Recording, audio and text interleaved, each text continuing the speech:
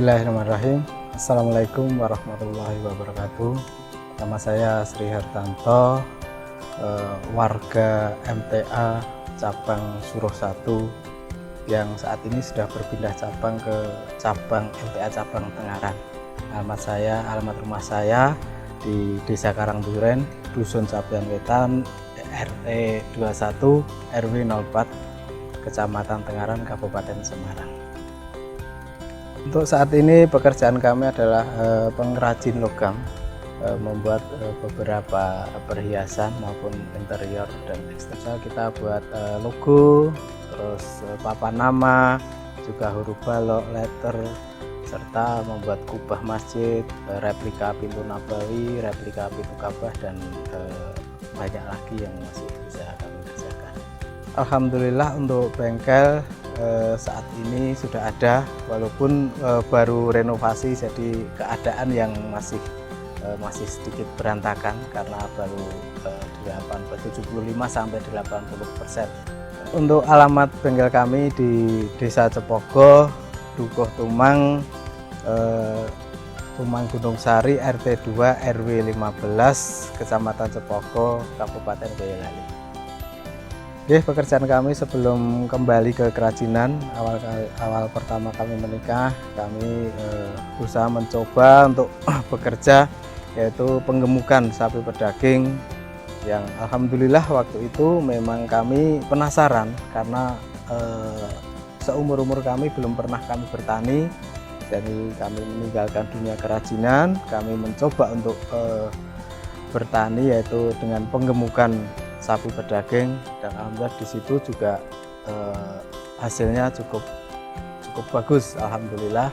Selain itu kami juga melakukan yaitu pekerjaan yang lain, yaitu menyadap nira kelapa untuk gula merah, gula kelapa khususnya, dan di situ juga alhamdulillah sebenarnya sangat menjamin untuk pemasukan kami. Tetapi di sini karena mulai awal 2010 kami mulai mengaji di Majelis Tafsir Al-Quran, dan perjalanan kami mengaji, kami tertarik untuk mengikuti kiprah dakwah di Kesatgasan khususnya. Maka dari itu kami mulai aktif di Kesatgasan, dan kami rasa sedikit mengganggu pekerjaan kami yang menyadap nira kelapa, karena sifatnya penyadap nira kelapa itu harus rutin setiap hari pagi dan sore. Dan diketahui bersama bahwa kegiatan Satgas ini juga sering dan rutin. Alhamdulillah kami bisa menjalankan. Maka dari itu kami berpikir waktu itu untuk mencari satu pekerjaan yang tidak mengikat waktu, makanya waktu itu kami juga pernah beralih ke penjualan konsentrat sapi bersama teman si pemodal. Itu kami waktu itu dari mulai nol produksi itu sampai jarak 1,5 tahun. Alhamdulillah kami di pemasaran dalam waktu 1,5 tahun itu kami sudah bisa memasarkan per bulannya 20 sampai 25 ton per bulan.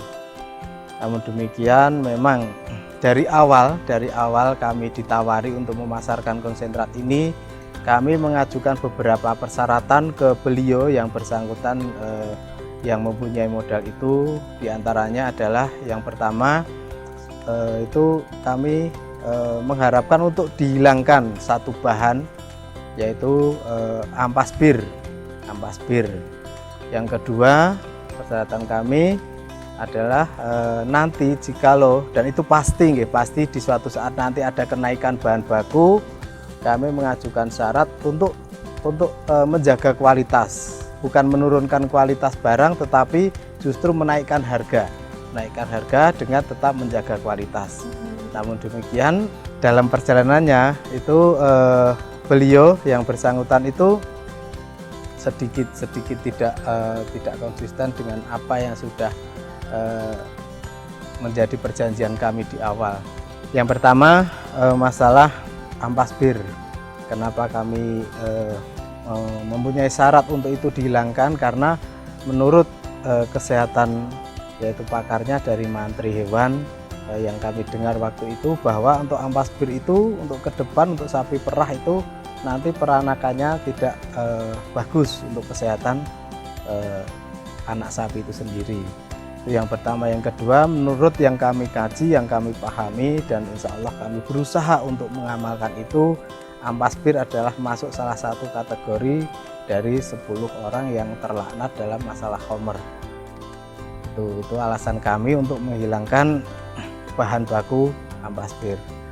Yang kedua, untuk tetap menjaga kualitas, untuk menaikkan harga, bukannya menurunkan kualitas, karena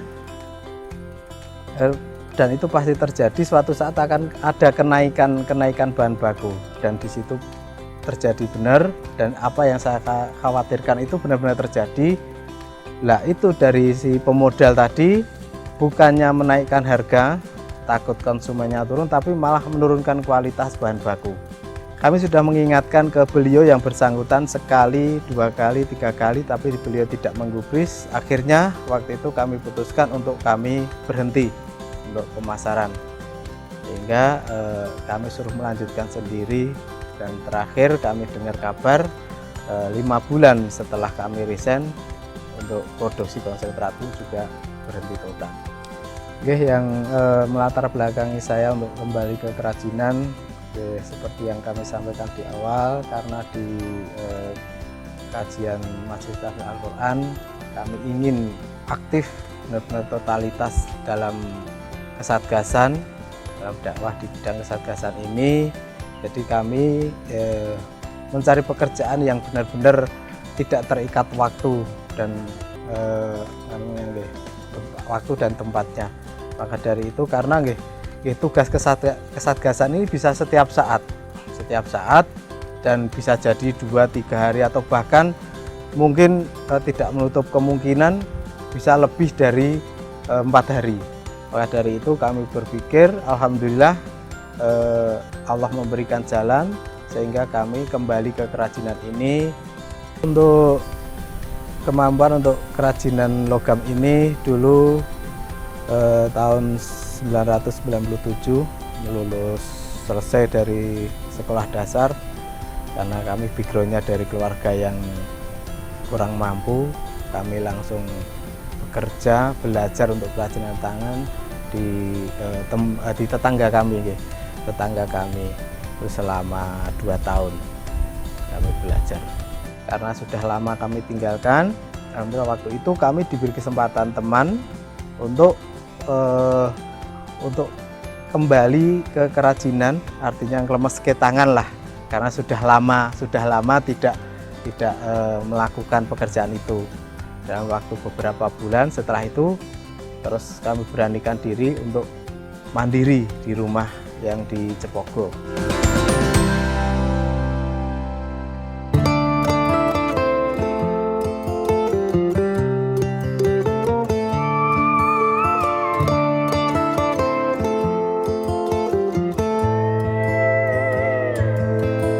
Dari keluarga, sebenarnya dari ibu kandung itu latar belakangnya beliau adalah petani. Beda kalau dari bapak itu memang pengrajin logam tembaga. Namun demikian kerajinan yang dulu, yang awal-awal di Cepogo itu, kerajinannya adalah membuat perabotan rumah tangga seperti dandang, kenceng, dan lain sebagainya. Namun dengan berjalannya waktu di desa kami itu masuklah kerajinan pahat atau ukir logam. Yang dulu awal-awal itu ada guru dari Jogja yang melatih pemuda-pemuda di desa kami. Ya, alhamdulillah untuk desa Tumpang itu sebenarnya kan ada beberapa komoditas pekerjaannya, jenis-jenis pekerjaan yang ditekuni masyarakat desa Cepogo. Tumpang itu yang pertama memang mungkin kurang lebihnya sekitar 20% itu petani ada, dan juga pengrajin logam yang perabotan rumah tangga aluminium seperti pajan, sabruk, panci, dan lain sebagainya. Dan juga di sana juga pusatnya barang bekas atau rosok-rosok. Selain itu, yang paling menonjol adalah kerajinan ukir logam ini, tembaga, kuningan, dan semua jenis logam. Ini yang paling menonjol di Desa Cepogo, Dukuh Tumang ini.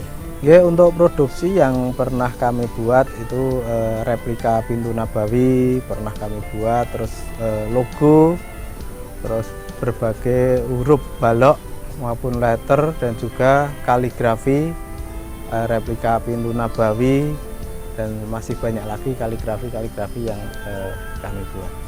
Untuk majelis ada beberapa, diantaranya majelis cabang Cawas perwakilan Klaten, terus perwakilan Kabupaten Bogor, terus majelis cabang Jebres 2, dan untuk studio MTA TV pun waktu itu diamanahkan ke kami untuk membuat, dan juga yang terbaru ini dari majelis itu di pondok pesantren kita, pondok pesantren MTA, itu untuk masjidnya dan juga untuk lingkungan kantor.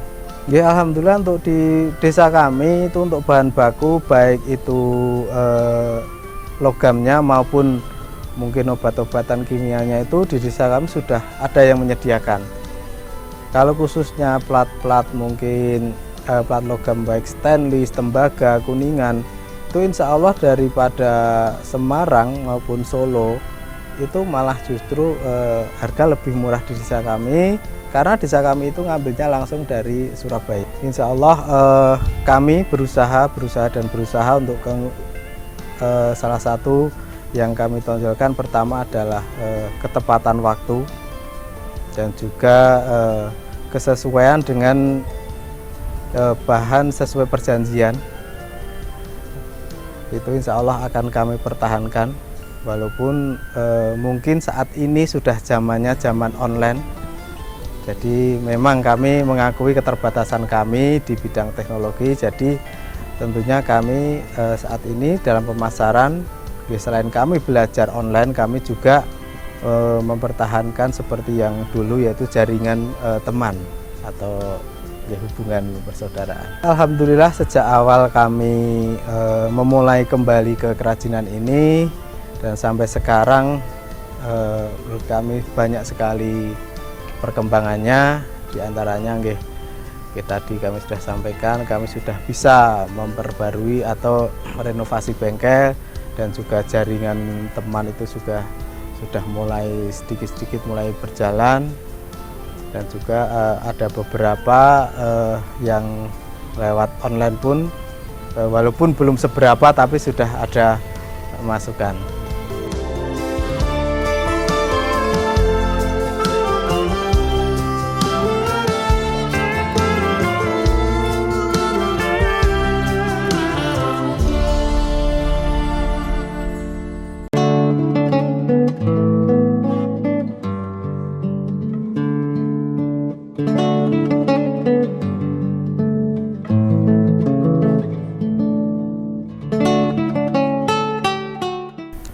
Alhamdulillah dari beberapa pembeli atau pelanggan yang sudah memesan ke kami, beliau menyatakan dengan puas dengan hasil yang beliau pesankan ke kami.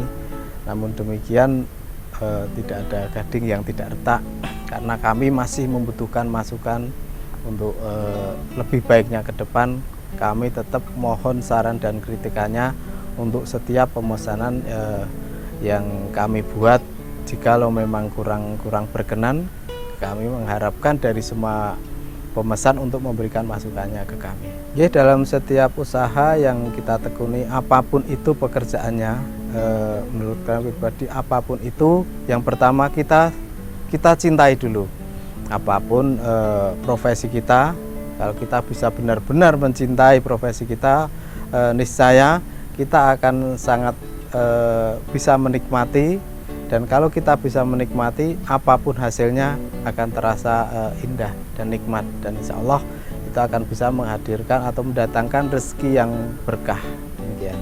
Oke, untuk tempat saya dulu pernah ada yang membantu kami, tapi karena ya itu tadi kesibukan kami untuk mengutamakan urusan akhirat, ya, jadi kami tidak mau mengikat orang lain, karena kami sendiri juga tidak mau terikat. Jadi untuk saat ini kami kerjakan sendiri, terkecuali ada banyak pesanan itu memang sudah terbiasa di daerah kami, itu nanti dibagi-bagi dengan teman-teman sekitar. Jadi kalau memang kami pas banyak, ya nanti ada teman-teman yang mau membantu. Tetapi kalau pas kami tidak ada pekerjaan pun, kami juga disuruh membantu pekerjaan teman-teman kami. Demikian. Untuk pekerjaan yang melibatkan teman-teman, misalnya beberapa tahun yang lalu kami mendapatkan satu borongan kubah masjid yang berukuran lumayan, diameter 6,5 meter, bertuliskan Asmaul Husna. Jadi kami karena waktunya itu mepet, kami membutuhkan beberapa teman untuk membantu pekerjaan kami itu. Jadi waktu itu kami yang mahat, tetapi untuk yang bantu finishing itu ada teman tersendiri yang membantu supaya waktunya bisa keburu. Oke, untuk pekerjaan yang menurut kami kerajinan ini memang membutuhkan energi, selain tenaga juga energi yang cukup banyak dari pemikiran, karena waktu itu kami pernah membuat satu pekerjaan di tempat ibadah saudara kita yang lain, itu di daerah Semarang, daerah Pantai Marina, itu berdiameter 6 meter dengan ketinggian 26 meter. Waktu itu gambar itu kami masih manual, belum ada sistem seperti sekarang, pakai komputer tinggal jadi, print jadi, kita tinggal bikin. Waktu itu kami masih menggambar dengan tangan dan memberikan membuat ukuran detail pun masih dengan tangan. Jadi satu gambar itu kami 2,5 bulan itu baru selesai. Produksinya waktu itu memang masih manual tadi, jadi masih 1 tahun baru selesai beserta pemasangannya. Kalau sekarang itu memang karena teknologi semakin maju, dan kami notabene orang-orang yang lama dan gaptek, kendalanya dalam pemasaran secara online ini terus terang ini sudah terambil alih oleh anak-anak muda yang lebih tahu teknologi lah. Tapi keuntungannya yaitu tadi, untuk gambar itu dulu masih dengan tangan, tapi kalau sekarang cukup pakai komputer, di print sudah selesai, lebih efisien lagi.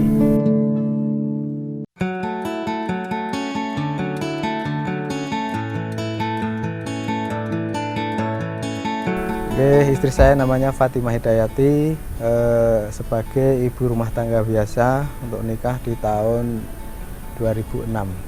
Awal kami menikah memang kami belum mengaji, tapi waktu itu kami juga tidak tahu kenapa kami kenal itu baru 1 bulan, dan bisa dikatakan tanpa pacaran seperti yang dilakukan mungkin anak-anak zaman sekarang.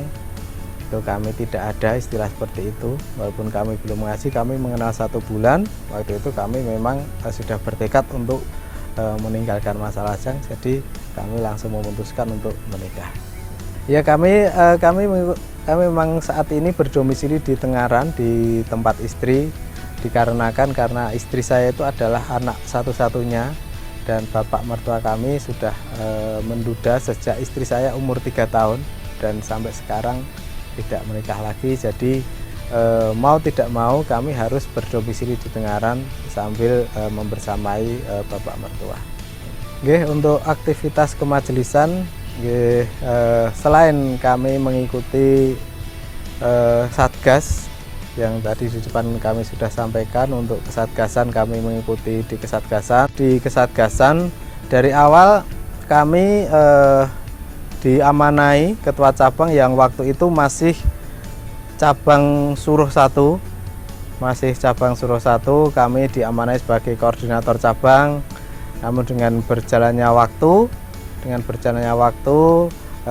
kami diamanai untuk membantu di tingkat perwakilan, dan saat ini karena salah satu koordinator perwakilan itu berpindah perwakilan, jadi untuk saat ini sementara kami yang diamanai untuk menjadi koordinator Satgas Perwakilan Kabupaten Semarang. Selain itu kami juga karena keingintahuan kami dan keinginan kami yang pengen bisa, kami juga mengikuti ikut menjadi kontributor MTA TV untuk belajar, untuk mendokumentasikan dan mengambil video. Yang jelas ini salah satu dunia baru buat kami yang kami pengen bisa, walaupun kami tidak ada latar belakang dalam hal itu, tetapi kami yakin kalau kami mau pasti kami bisa, karena setiap orang itu diberikan waktu dan kesempatan yang sama. Itu menurut prinsip kami seperti itu. Untuk menjadi kontributor MTA TV, salah satunya itu tugas kami adalah kami mendokumentasikan dan meliput kegiatan-kegiatan kemajelisan yang itu akan sangat menguntungkan dakwah apabila itu disebarluaskan. Jadi kami sangat mengharapkan karena terus terang di Kabupaten Semarang ini masih minim kontributor, jadi masih banyak sekali kegiatan-kegiatan kemajelisan yang saat ini masih luput dari liputan kami karena keterbatasan kami.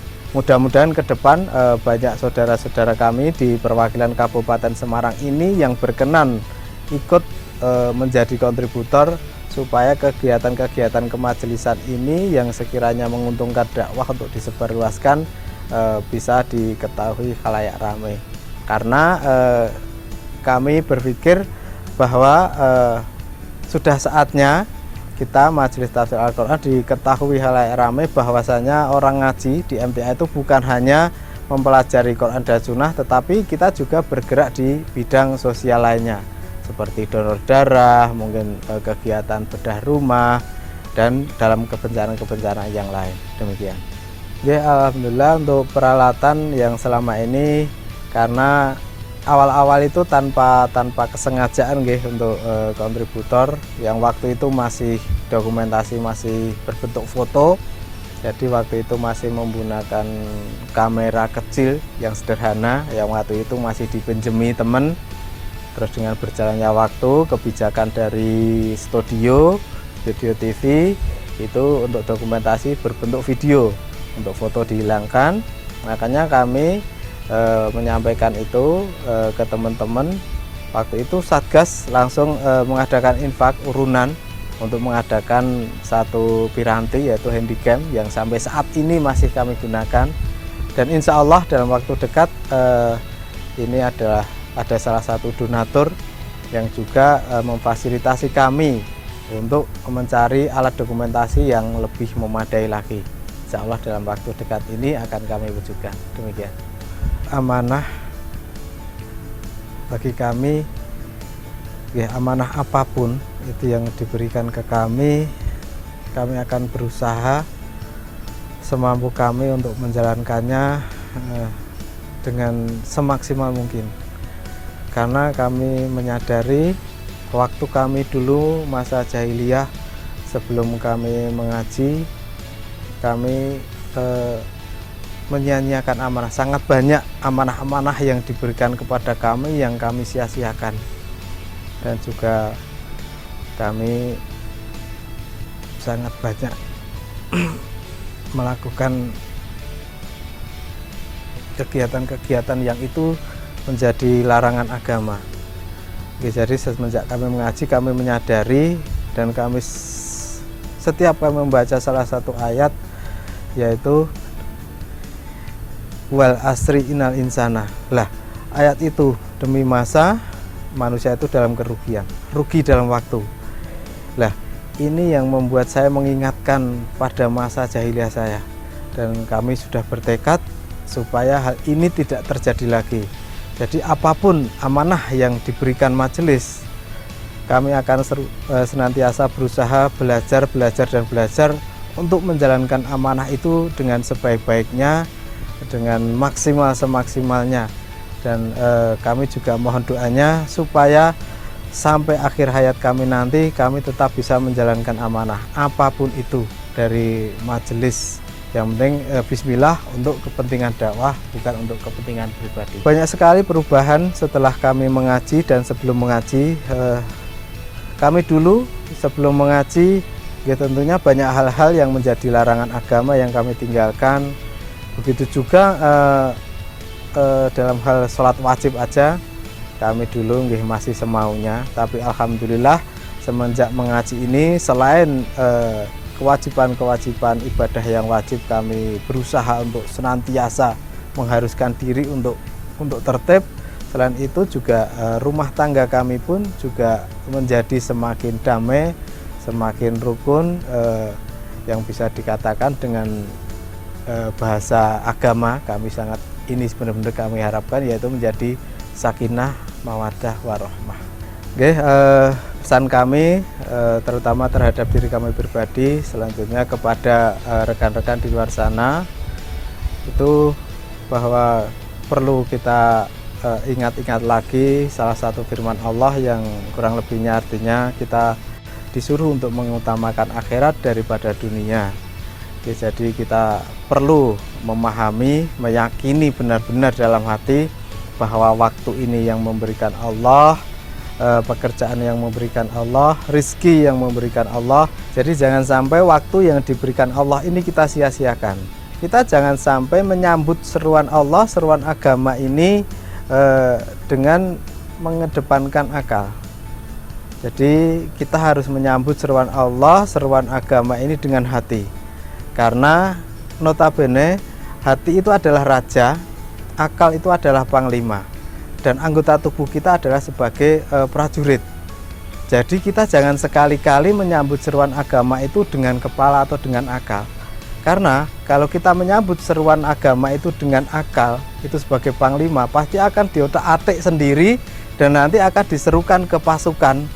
Jadi nanti akan ada banyak sekali perubahan-perubahan yang sebenarnya itu tidak ada dalam seruan agama, itu akan dilakukan oleh prajurit kita. Dalam hal ini adalah anggota tubuh kita.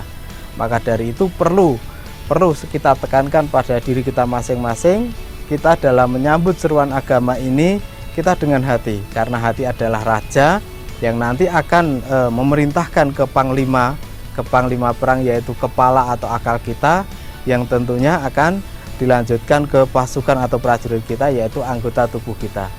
Dengan demikian intinya kami berpesan dalam menyambut seruan agama itu dengan hati, jangan dengan akal. Insya Allah dengan demikian, insya Allah kita akan bisa menjalankan seruan agama ini dengan sebaik-baiknya. Demikian pemirsa yang bisa kami sampaikan. Semoga bisa menjadikan inspirasi untuk saudara-saudara semua. Saya Sri Hartanto untuk program Raih Asa MTA TV. Assalamualaikum warahmatullahi wabarakatuh.